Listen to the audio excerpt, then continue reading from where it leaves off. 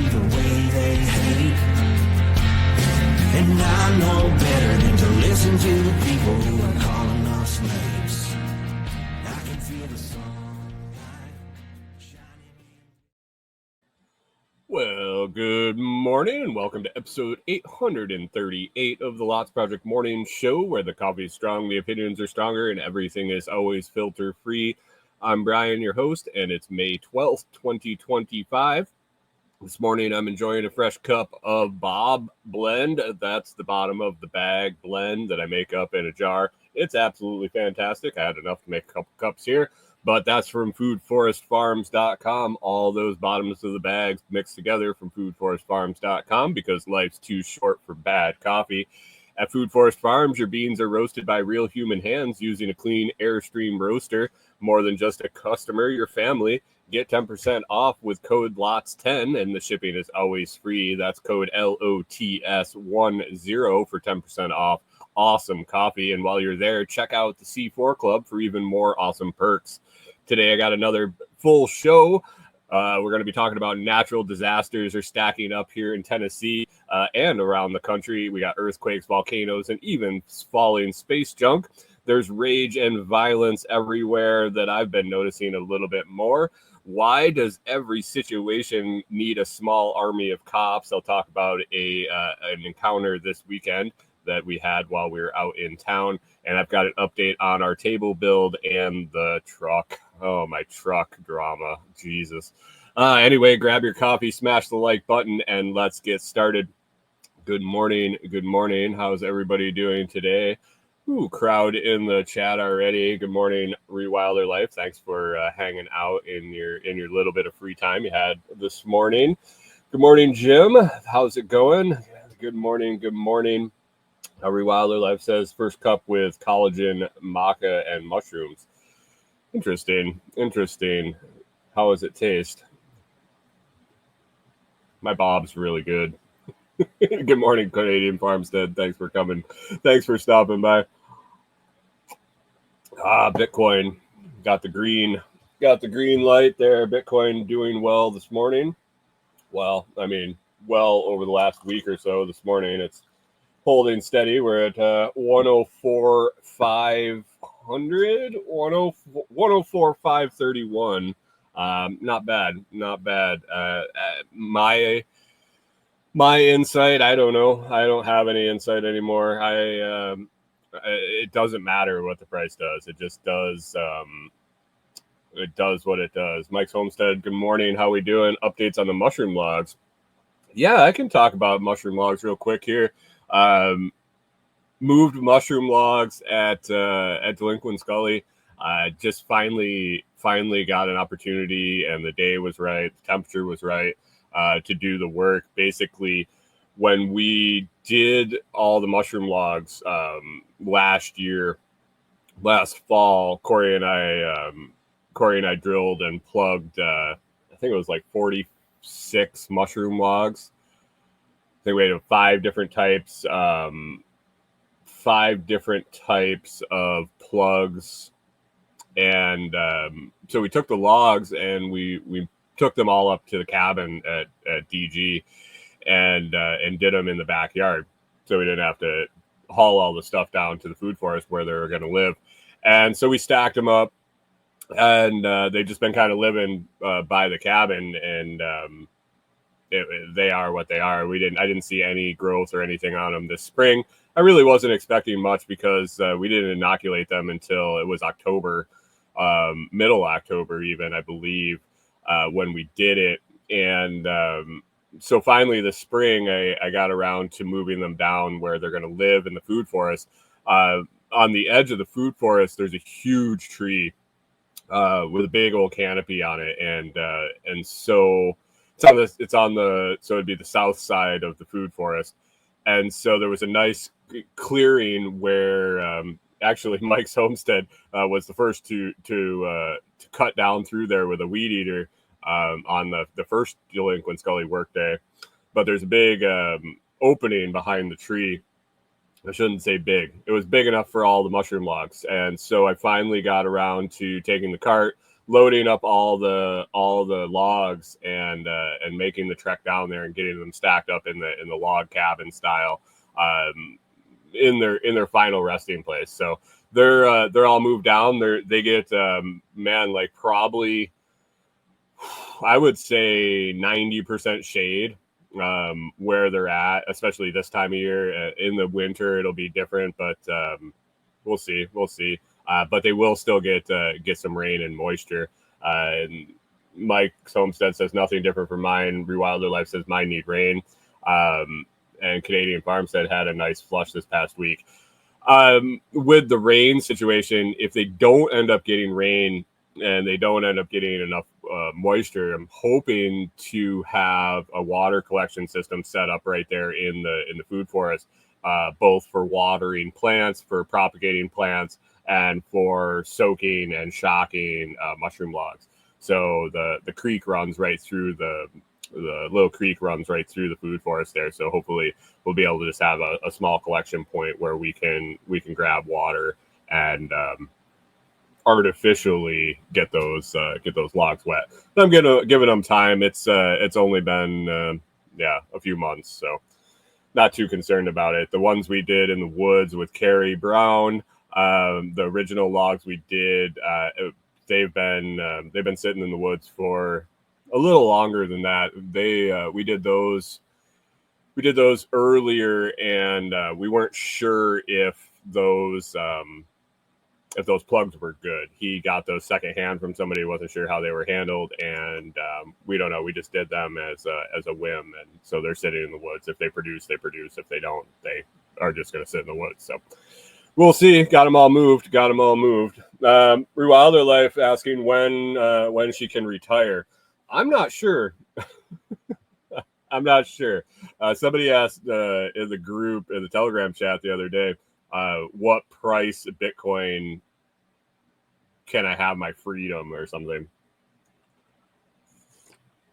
I don't think it's going to be before the next halving. Let me tell you that. It's not in the 6-digit numbers. Let's just say that. So anyway, good morning. Jim over on Nostr says you're live, but your feed is empty. I got to figure out what the hell's going on with Zap.stream. I just don't have the time nor energy to sit and go live and not go live and figure it out yet. But that would probably be a good idea.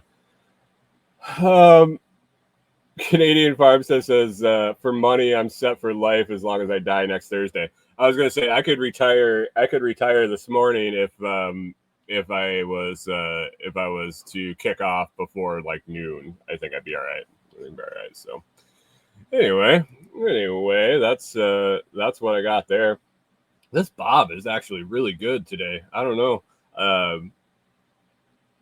It's funny. I mix all those leftovers, and I shouldn't say they're leftovers. They're roasted like less than 30 days ago. That's the beauty of Food Forest Farms is the stuff is roasted right before it heads out, and so the ends of the bags I mix them all together. So I guess these could be up to 60, maybe up to 60 days old. But for some reason this one tastes just fantastic, and I can't tell you what's in it. I couldn't even tell you what kind of beans are in it. So that's a little frustrating because I would really like to duplicate that because it's really good. Canadian Farmstead is Folgers is hitting the spot. Folgers is more like 600 days past roast since they have to stale it and make it stale before they put it in the container. Otherwise it would explode. So and Rewilder Life's second cup is much better. No maca this time. So there was an earthquake. Let's get to it. There was an earthquake, actually a couple earthquakes in Tennessee this weekend, and not in the normal spot. So we moved here. I kind of knew. Corey has been let in later, but the New Madrid fault line is rather close to where we're at. We're on the if there was a huge Canadian Farmstead says, yeah, but there's a special seal that locks in the flavor. And you spelled flavor with a U, so flavor. How do you spell check? Do they write checks in Canada still?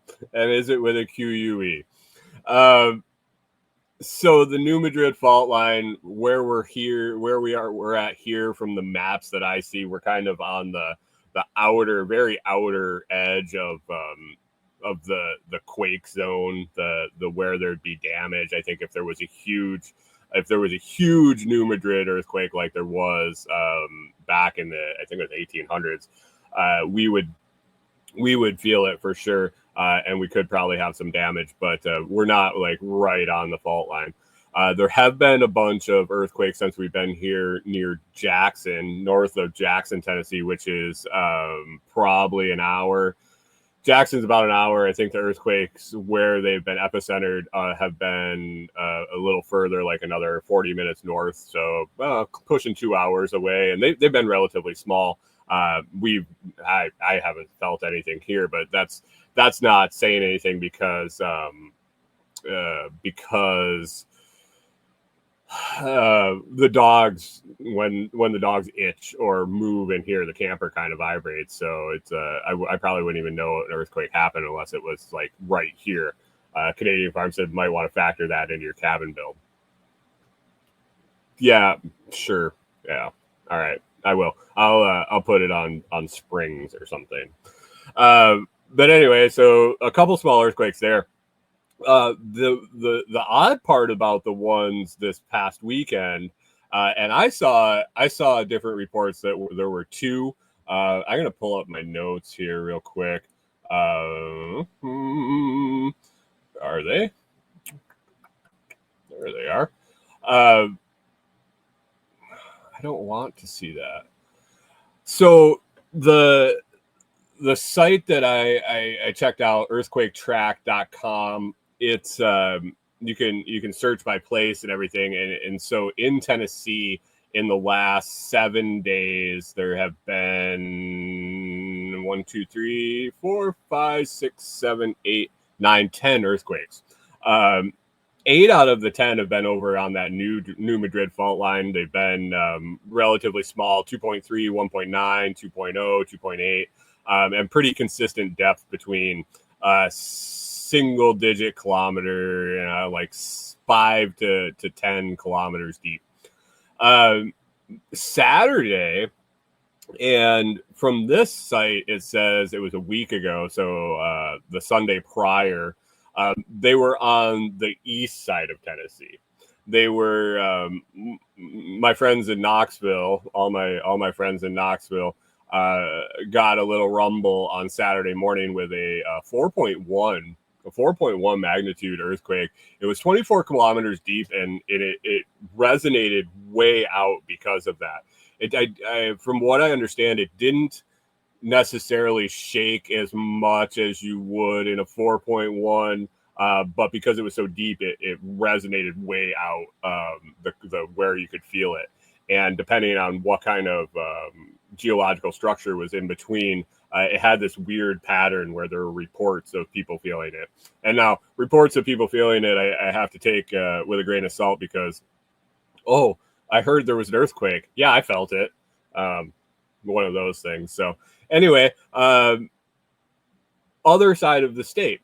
And because it happened, there were a bunch of articles that popped up in my feed.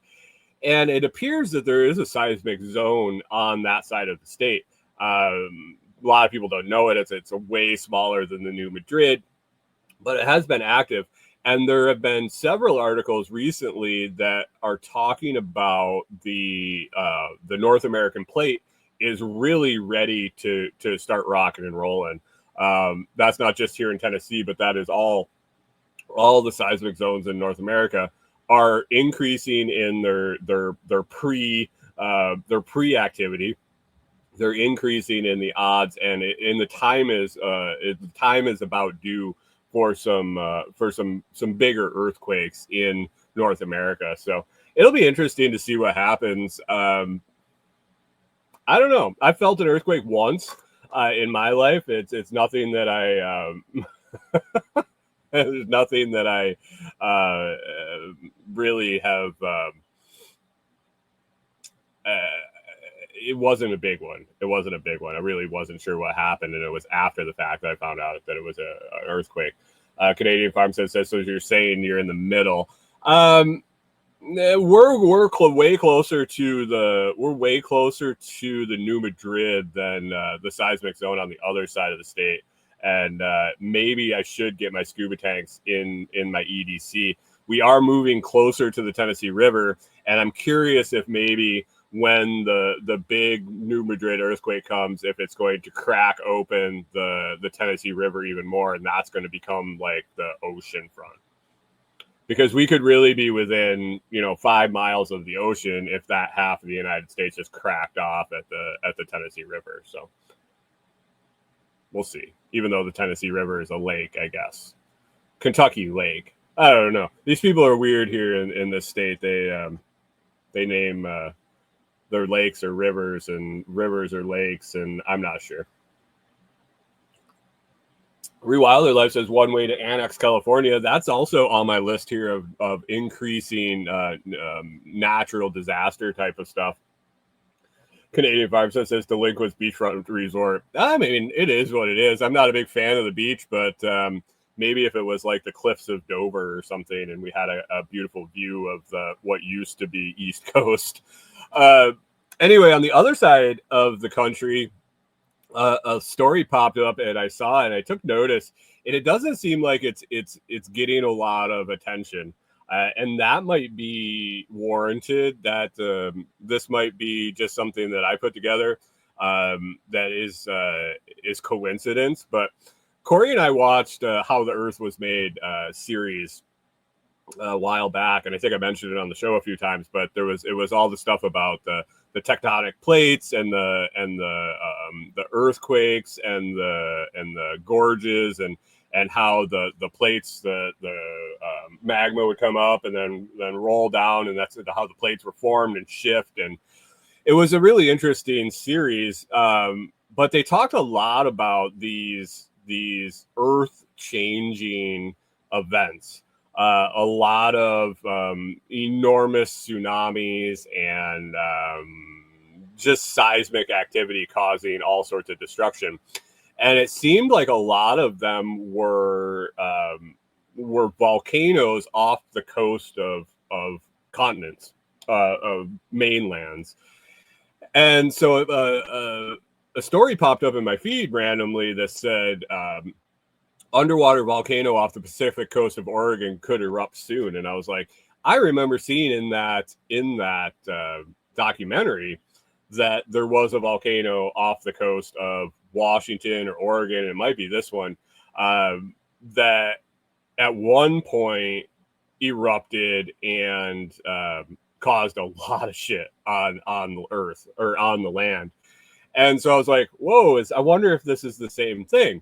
So I look it up, and so the summary is underwater volcano axial seamount located about 300 miles off the Oregon coast is predicted to erupt in 2025. This prediction is based off observations of increased seismic activity in the volcano's history of frequent eruptions. While an eruption is likely, it's not expected to pose any threat to land-based communities. Now, I'm curious if they're talking no threat from lava, like Mount St. Helens or lava flow or something like that. I was more interested in the water, the water causing tsunami, the water causing a great big wall of water coming at the earth coming at the coast and taking hit. I don't know. It might be something that's happening often, but it clicked from watching that documentary and the destruction that can happen when these things erupt under the water and push those waves up onto the shore. So West Coast, West Coast might be going swimming. I don't know. It says no volcano or no immediate threat. The volcano is too deep and far from shore for any potential eruption to cause significant damage or pose a threat to coastal communities. Yeah, I don't know.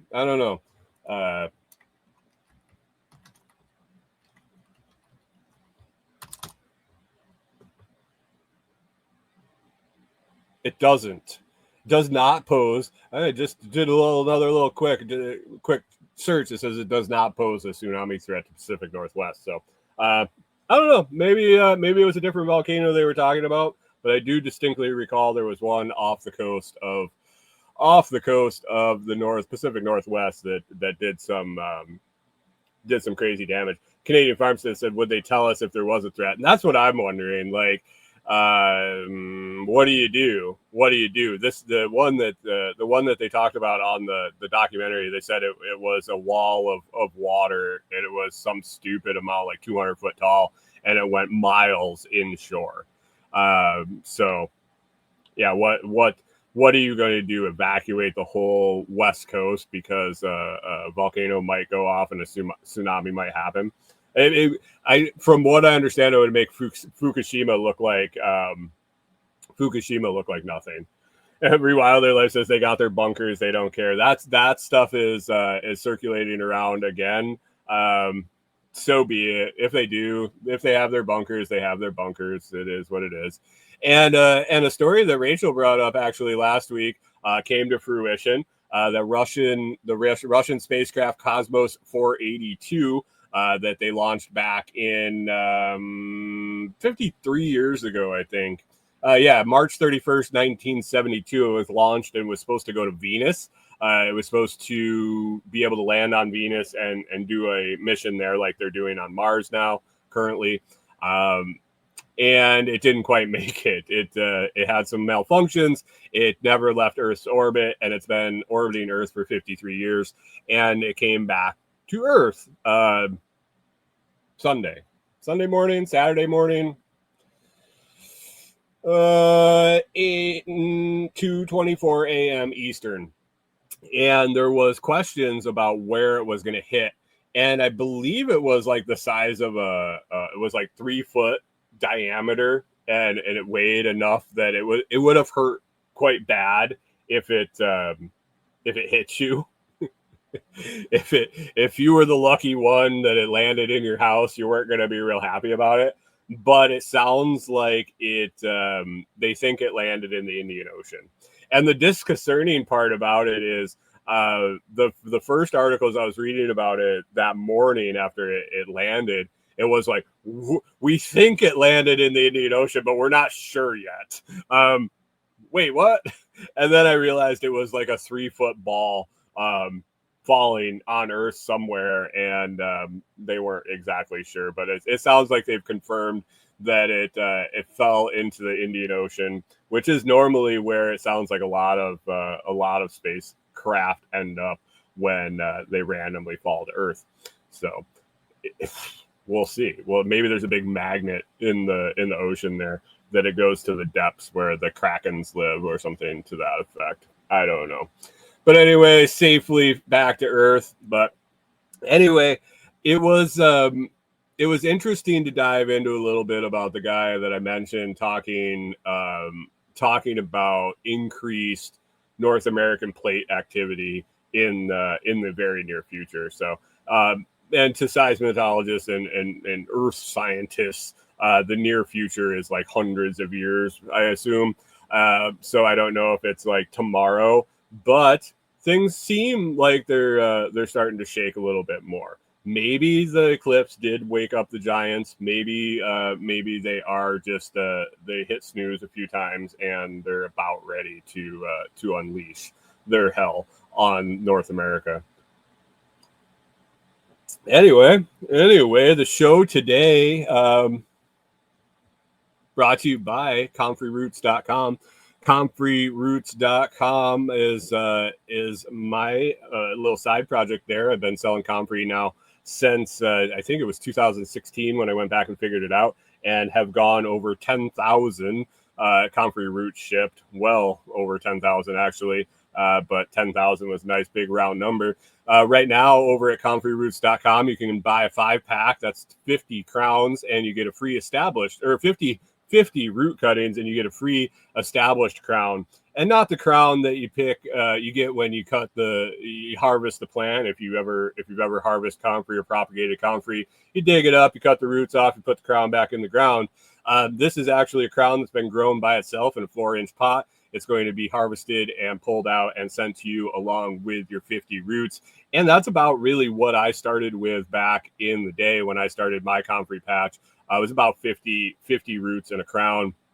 And the big crown you can actually split into 2 or 3, depending on how big the one that shows up at your door is. But anyway, get your comfrey roots started, get your comfrey side hustle started. You can use it to boost your soil, feed your animals, and like I said, start a side hustle like I did. Comfrey pays back fast. I mean, you think in 6 years, 7 years, I've sold 10,000 roots or more. That doesn't include the salve, the savings on food, the animal feed, the leaf matter that we sold locally, the soil improvement, and everything that goes along with it. It definitely is a money maker, and basically you're growing money. So you can find those over at comfreyroots.com. You can grab that crown deal before they're gone, limited time only, and it runs out at the end of May. So you can either wait till the end of May and pick it up then, and risk the fact that they might be gone. They are selling like hotcakes. So head on over to comfreyroots.com. No coupon code needed. Just put a 5-pack in your cart, and we will automatically send you one of those established crowns. And it comes with free priority shipping. So should be there faster than the normal post office. Next on the list, I don't know if this is the algorithm doing its work or if this is actually true. And I tried to scope it out.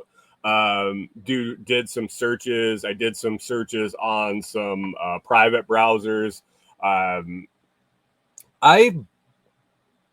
honestly feel, and this just might be my perspective because I'm watching it and it's what's being shown to me, but that anger and violence have really ramped up recently.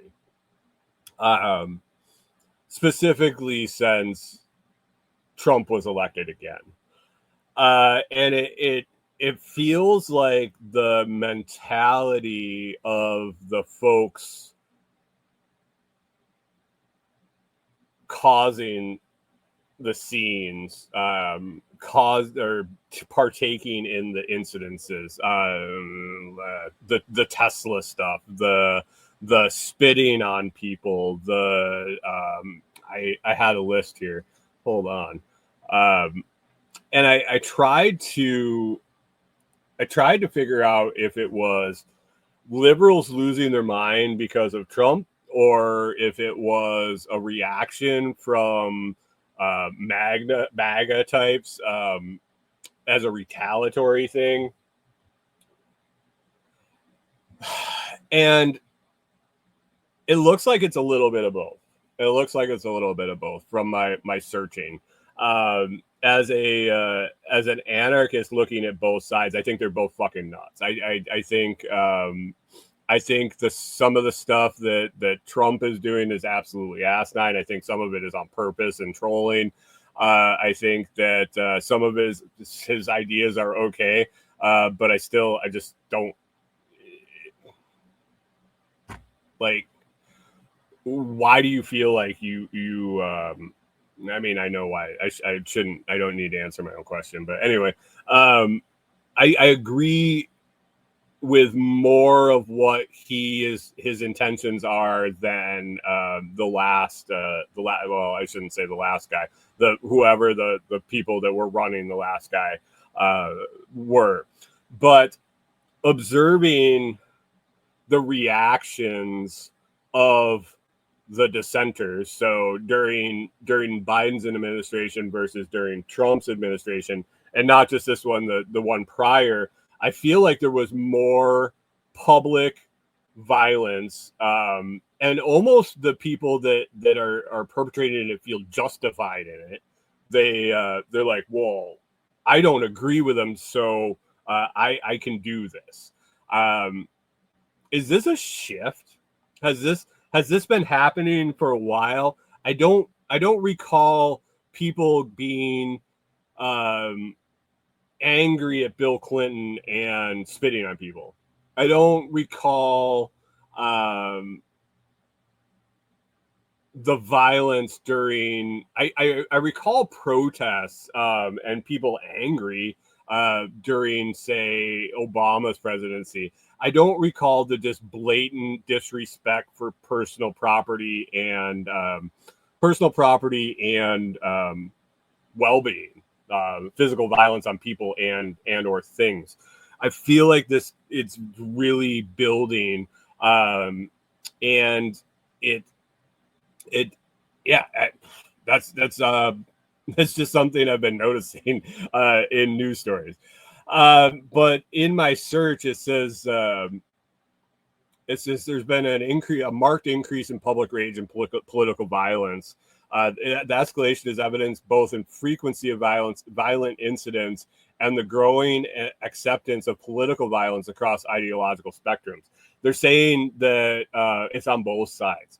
And as I look at this, I try to keep my bias out of it. I try to keep the fact that I agree with one side a little bit more than the other side. But it says that a lot of the political violence is still right-wing extremists. And I don't know if that's a narrative that's put out there. I really don't. I don't notice them. I notice them saying who it is a lot more when it is on the right. Other than that, it's just a name and not a label, which might be on purpose. I don't know. And that could definitely skew search results. But since the 2024 election and going into 2025, there's been several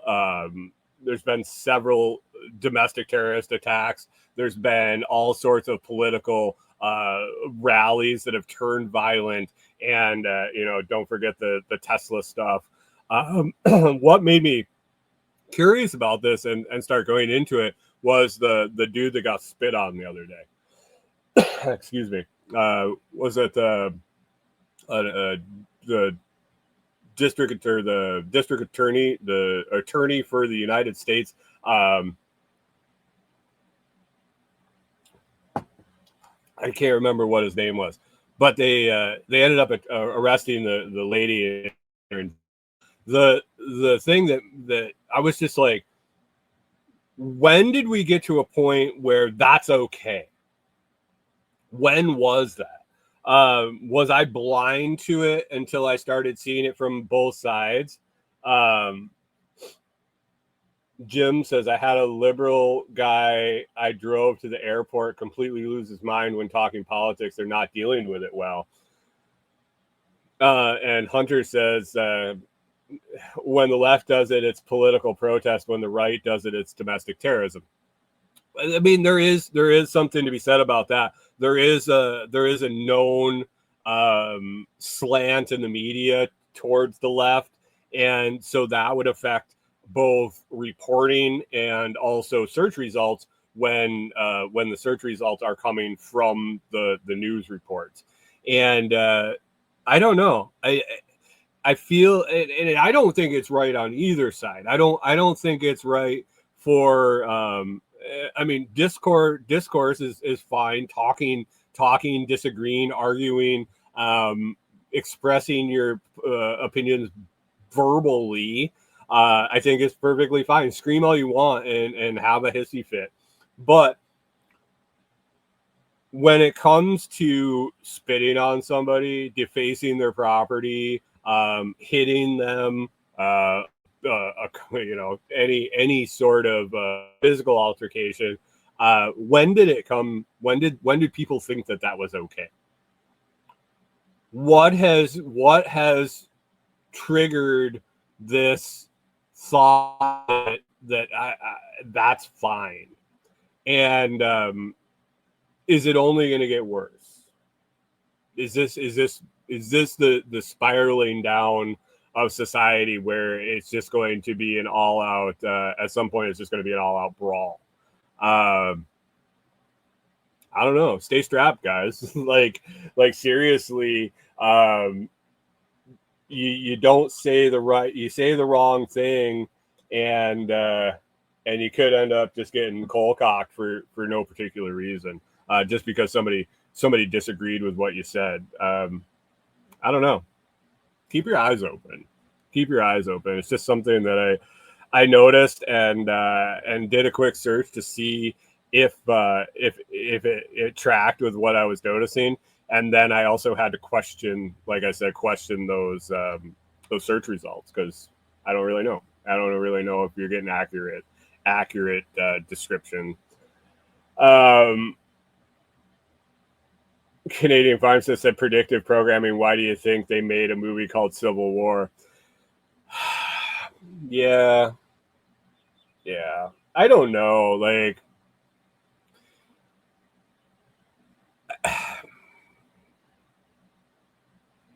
it is what it is. It is what it is. Hunter says, remember that story of the guy in the red hat got jumped because they thought it was a Magna hat? Yeah. And Jim says, don't do stupid stuff in stupid places with stupid people more than ever. Correct. Right. There is that. And the Magna hat and everything. And it's sad. It's sad. Like, if you want to support your person, who cares? Why has it become... I remember when I was a kid, this is a long time ago, granted, there was a reason the voting booths had curtains on them, because it was your choice, and it was nobody's business who you voted for. You went in, you pulled the curtain, you did your thing, and no one knew. Some people prominently said, yeah, I'm a Republican or a Democrat or blah, blah, blah. But it was nobody's fucking business.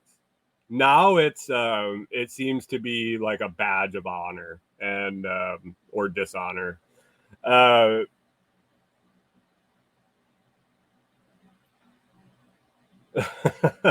Canadian Farm says this. How about the woman who got arrested for ripping down the Greek flags outside the Greek restaurant because she thought they were Israeli flags?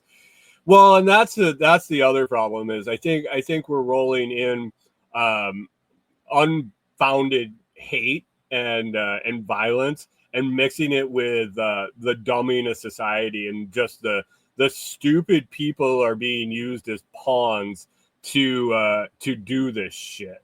Let's get them fired up. They don't even know what the fuck they're fired up about, and they're stupid enough to get shit confused.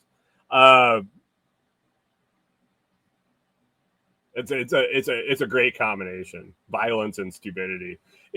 Canadian Farm says idiocracy. Yeah, it's the scene when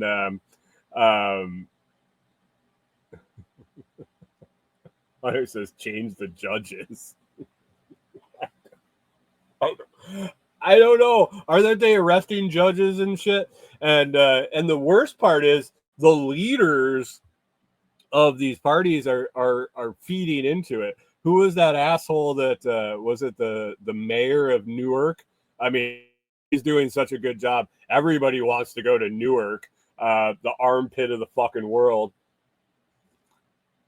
That asshole, what did he do? He stormed a detention center or something. They had to arrest him, and they made some big deal about that. Canadian Francis is welcome to Costco. I love you. I was thinking more when he first woke up and he was walking down the street and there was that group of people and he talked to them and they couldn't understand him, so they started chasing him. Like, we're gonna beat his ass. Or rehabilitation. He talks all faggy and stuff. Like, wait. I think that's where it's going. I just, it's not good, guys. It's not good. I can't wait to just get in the woods and yeah. Anyway, if you guys want to set one up for me, I did not call anyone the N-word. I did not call anyone. I didn't say down with the Jews in a Jewish-owned restaurant. I didn't do anything of that fact. But if anybody would be willing to set up a GoFundMe, I could use $500,000 for my protection, or whatever those folks are putting those raising all that money because they do something stupid, and then people want to donate to them. So I haven't done anything stupid recently, but if somebody would care to put up a GoFundMe for me and raise a bunch of money, I would love to just disappear in the woods. So there you go. There's a call out. If I need to, I would be more than willing to offend everybody on the face of the earth if it came down to if you need a reason to set it up, I would be happy to offend everyone. I will not leave anybody out, and I'm sure I could do fine. So anyway, that's an open invitation if anybody wants to set that up. I might have to set it up myself.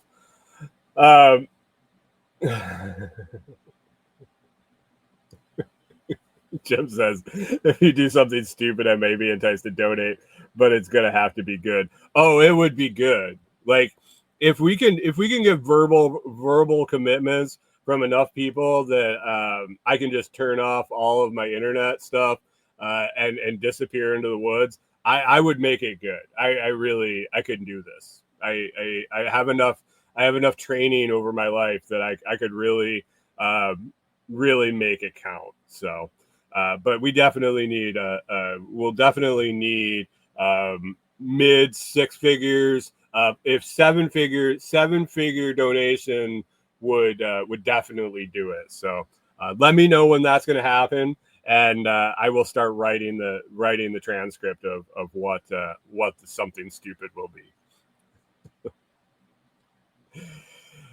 Oh, it'll be fueled by hate and whiskey. Let's just do that.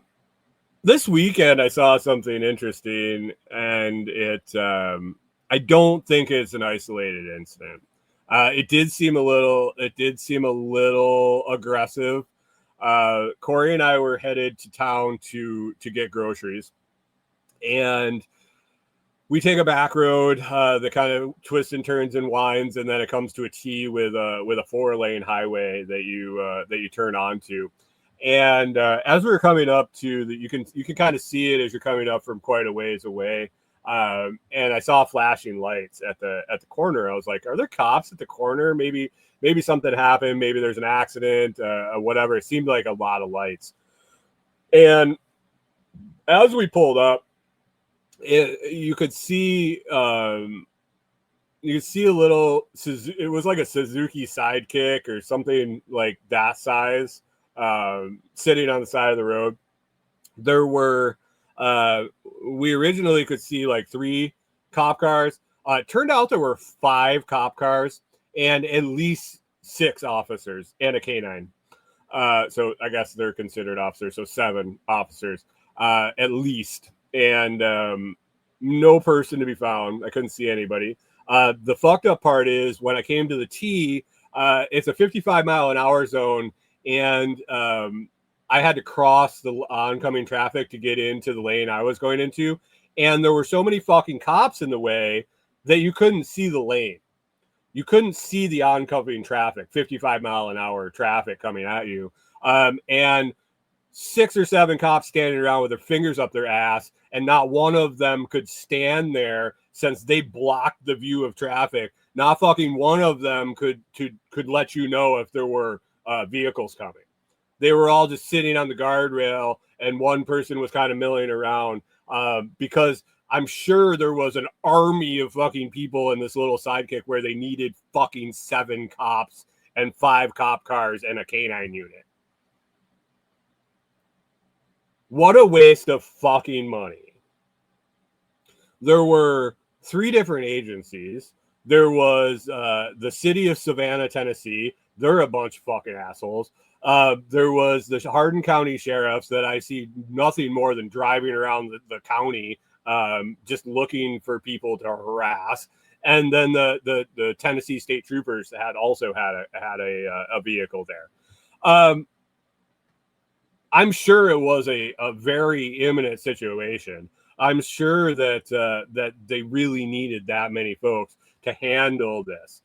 Corey and I went to breakfast, and then we went and got groceries. We went to the meat market. We made another stop, and I said to her, I was like, I bet those assholes are still there when we leave, when we come back.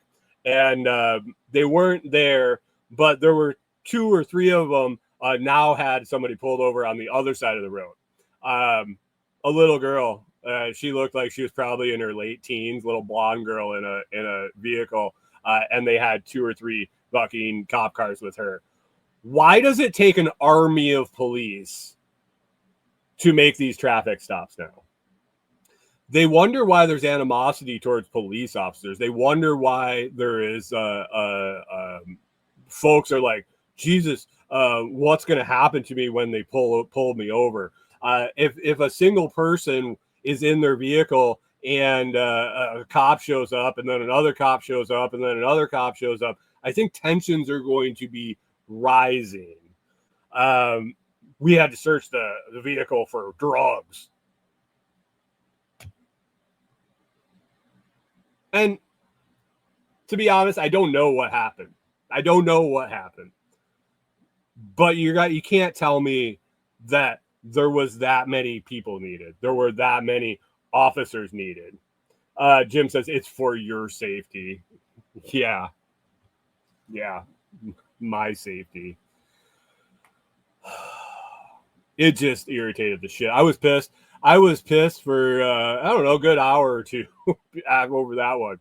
The thing that irritated me the most was the traffic. They were blocking the view of traffic. They were actually causing a public safety nuisance. And this isn't just like I wasn't the only car that rolled up to it. It's a very frequented road and a very busy intersection.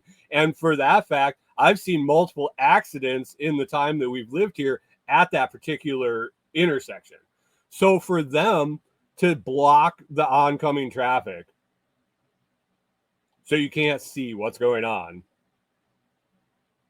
that's for my safety.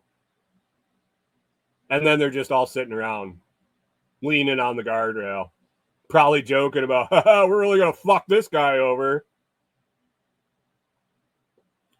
Jim says, why didn't I call the cops to report it? I don't call the fucking cops for anything. I don't call the cops for anything. What's the fucking point? So they can come and take a report?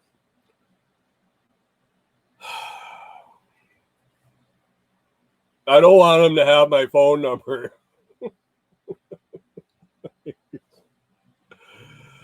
Oh, God, it irritated me. Hunter says so they can come and shoot somebody, right? The woman, now, one thing that I noticed, the woman that had the canine cop, she had this huge. Corey mistook her for a civilian both times. She had huge hair, in a big, like, puffy, blown out ponytail. It was enormous. And I was like, wow, that has got to be a safety risk for her.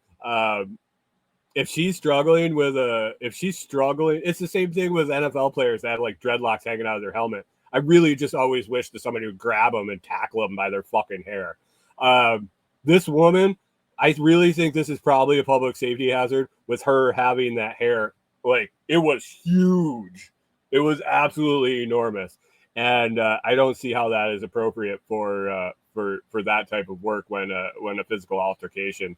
It could mean her life or death if she gets her head slammed against the fucking wall because somebody grabbed a handful of that hair. Just saying. Just saying. DEI though, she probably needs to have her right to have her hair any way she wants it. Anyway, I'm just not sure why it takes so many fucking cops. That was starting quite a while ago. I remember even back in Hunter says it's a clip-on extension. That was if she spent money to clip that into her head, God help her. But anyway. Oh, you guys, I get all these cop things on my Facebook. I don't know if they're just trying to troll me or irritate me or whatever. But some of these guys that are getting promoted, I see back from where I grew up, their local sheriff and police department. I think it was all because I clicked on one arrest warrant because I thought it was somebody that I knew from high school. I was just curious what they got arrested for. But now they show me all the stuff and they like show me the promotions and things like that. And I look at some of these guys and I'm like, I am not in the best shape. I'll tell you, I'm pushing 50 years old and I got bad knees but I like how are people not outrunning these guys? Like how are they apprehending anyone? The physical fitness standards for the police departments, both here locally in Tennessee and back where I grew up, I don't think the physical fitness standards are where they were a long time ago. Let's just say that. Jim says the population of our town has declined by almost half, but the police force has as many employees as ever. They were just looking for something to do. Well, yeah, I mean, it's gross. It's gross. And on top of it, they were causing a traffic problem. Another thing that could help support the show is heading over to Blockstream and picking yourself up a Jade or a Jade Plus hardware wallet. Bitcoin. Oh no, it's red. Oh, we're down to 104,076. Sell it all, guys. Never mind. Don't buy a Blockstream. Sell all your Bitcoin or just send it to me to fund me doing something stupid. But anyway, if you want to secure your Bitcoin, because if it's not your keys, it's not your coins, whether you're just getting started or diving deeper into self-custody, these wallets are built with privacy in mind, open source full firmware, and full functionality. I've used both the Jade and the Jade Plus. Really like that Jade Plus with the bigger screen and the button navigation as opposed to the little wheelie thing. But both are definitely quality products. You can use my affiliate link and get 10% off at the Blockstream store. Link is in the description, or you can go over there and just put in the Lots Project. You'll get 10% off. I'll get a little commission. I really appreciate that. I get paid in Bitcoin, so it helps me stack when I don't have the fiat to exchange for Bitcoin. I get a little bit every time I sell a Jade wallet. And if you need help, you can reach out to me. I'll help you set it up and go that way. I think I mentioned it last week or the week before. The Fold debit card. If you're not using that, let me know. I'll get you a link for that. Fold debit card. You're going to earn Bitcoin on all your purchases, gift card purchases, things like that. And one of the great things about it is they have a deal with Blockstream. When you buy a gift card big enough to pick up a Jade, I believe you get 10% back in sats. So you're getting sats back for saving money and buying your hardware wallets to secure your Bitcoin. So Blockstream Jade, I use one. I recommend. I got it right here. Got one right here. Here's the regular Jade and the Jade Plus. I still have in the box because I was doing some content on it. There it is. Easy to use for a beginner and customizable enough for the advanced. So head on over to Blockstream and use code The Lots Project. Appreciate that. before we wrap up here, give a little update on the couple things we got going on, continuations from last week. Corey and I worked more on our new table. We've come to the conclusion that it's going to be our table because we weren't happy with how the legs turned out using the 2x4s instead of 4x4s. 2x4s to make our own faux 4x4s. The wood filler didn't stain. I shouldn't say it. Like, we only have one coat of stain on it. We're doing a minimum of two, probably two, and depending on how that looks with the wood filler, maybe more, but definitely a minimum of two coats. But after the first coat, I'm not really happy with the way the wood filler took the stain, and you can definitely tell that it's a different material. The table is the table build is complete. We sanded it down. It sanded really nice, and except we bought 3 sanders. I originally bought 2 sanders at Harbor Freight. We were looking to do this project on the cheap, as cheap as we could with tools we had, and buying minimal. We didn't have any power sanders. Do I have a fold referral code on the website? I believe I do. In one of the blog posts, about places to stack sats, there's a couple of different places on my website, in the blog posts about in the Bitcoin resources section, where you can get the fold referral code.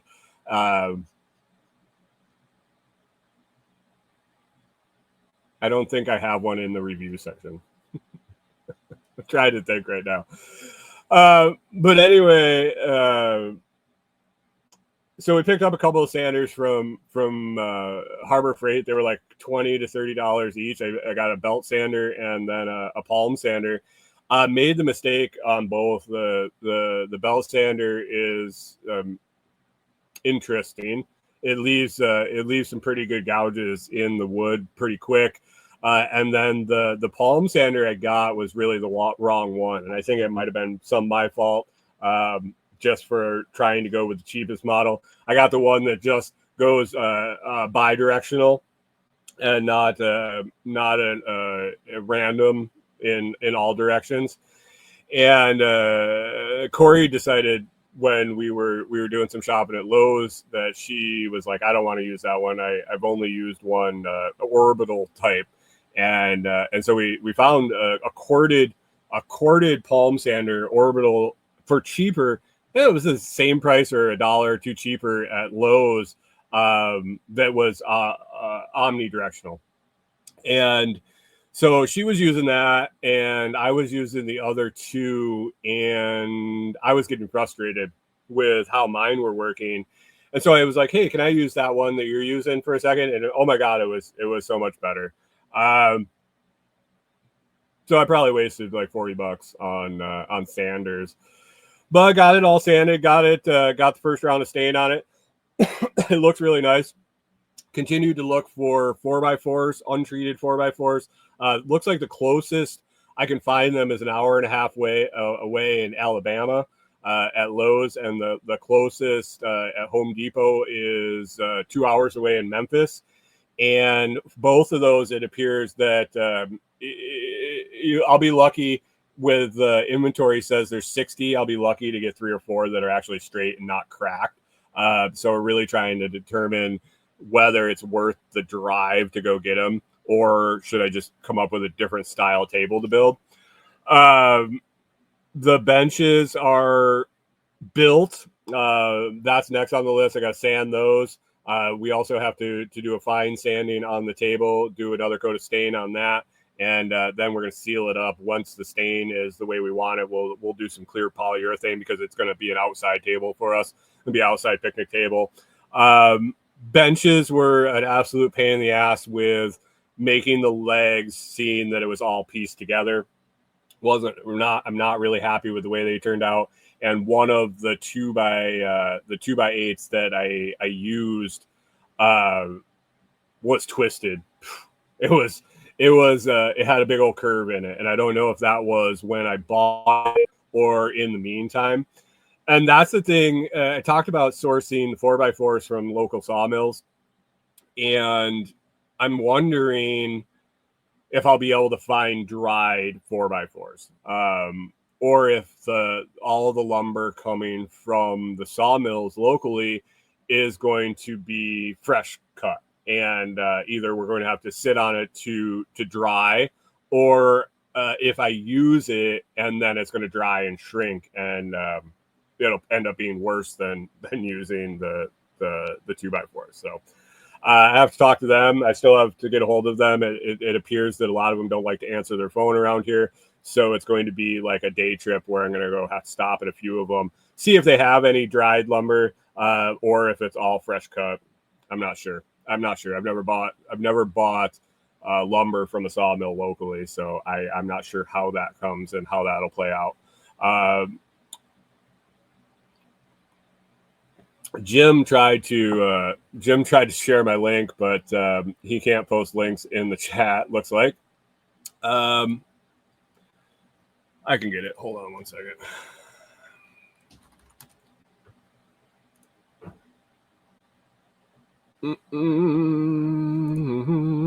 Sorry, guys.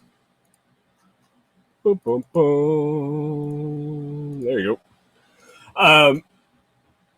The truck, a little update on the truck. It is still running like shit. It seems more consistently running like shit. I will today be calling the shop that changed the plugs and the wires. I'm going to talk to him.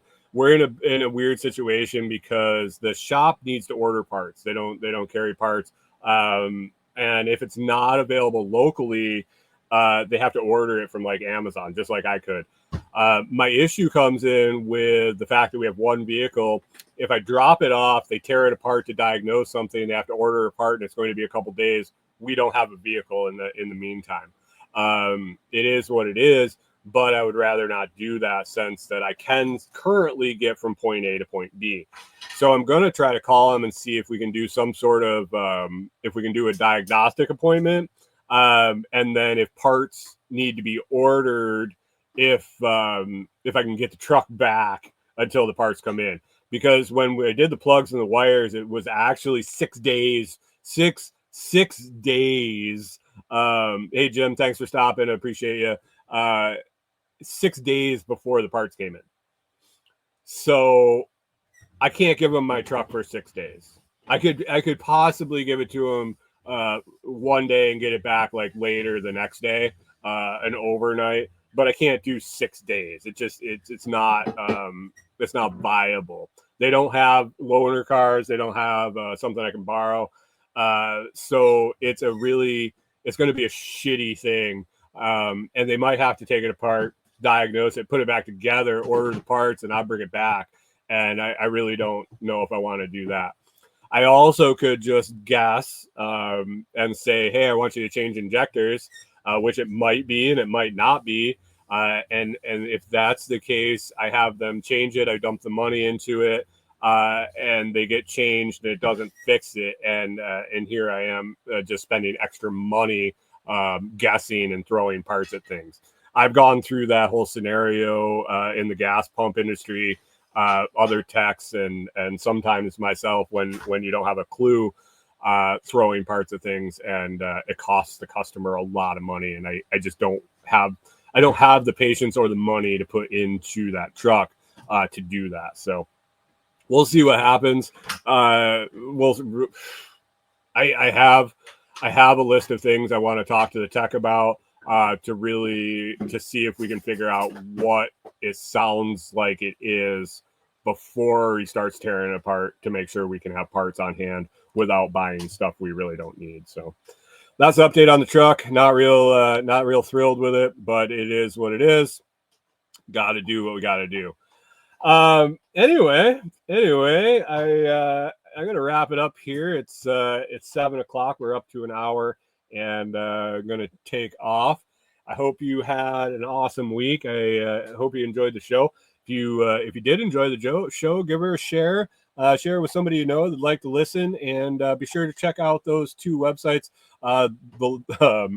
comfreyroots.com, or pick yourself up a Jade over there with code The Lots Project. You can also find a bunch of stuff over at thelotsproject.com. I got a resource section on Bitcoin, getting together the resource section on podcasting, and some AI stuff over there, and then a whole list of product reviews, and a page for this show, and all sorts of stuff. So got a lot of stuff going on in my world, and I dump it all there. So go ahead and check that out. I appreciate that.